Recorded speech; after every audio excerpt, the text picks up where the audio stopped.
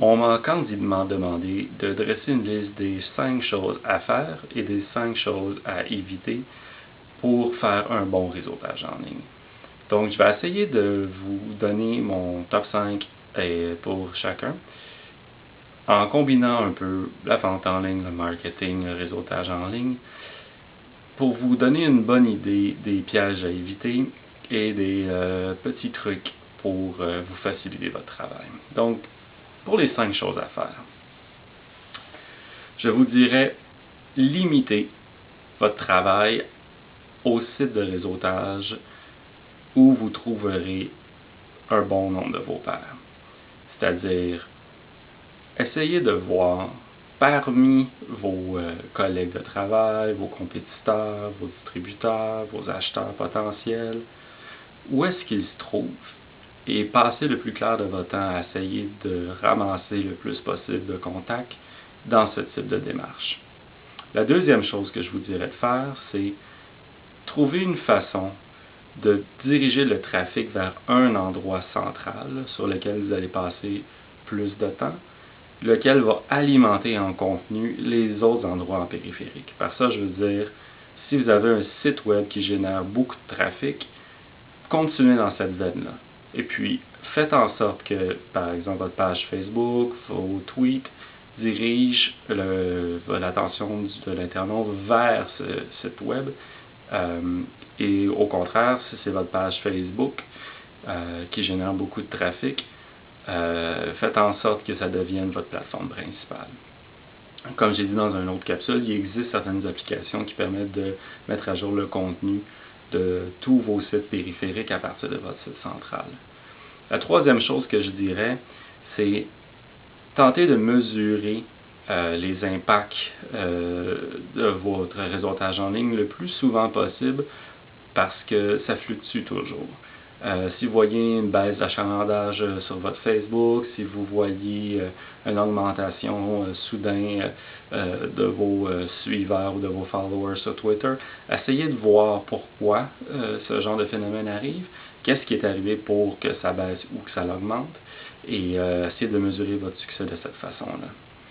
Le quatrième conseil que je vous donnerais des choses à faire pour réussir votre réseautage, c'est fouiller. Fouiller, voir lesquelles places ou les sites ou lesquelles pages Facebook ou lesquels blogueurs ou Twitter vous appréciez et essayez de voir qu'est-ce que vous appréciez là-dedans. Parce que dites-vous que si vous essayez de réunir les gens qui vous ressemblent, ce que vous appréciez, vos semblables risquent fort de l'apprécier. Et la dernière chose que je vous dirais, c'est soyez concis, éparpillez-vous pas. Passez pas du temps sur quelque chose qui ne fonctionne pas.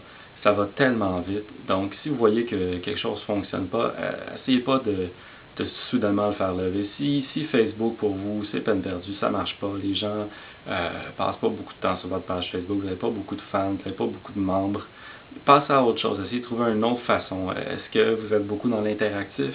Est-ce que vous pensez que mettre des vidéos sur YouTube, de vous mettre des images sur Flickr, il existe tellement de réseaux que c'est pas parce que tout le monde est sur Facebook ou sur Twitter que c'est nécessairement la bonne plateforme pour vous.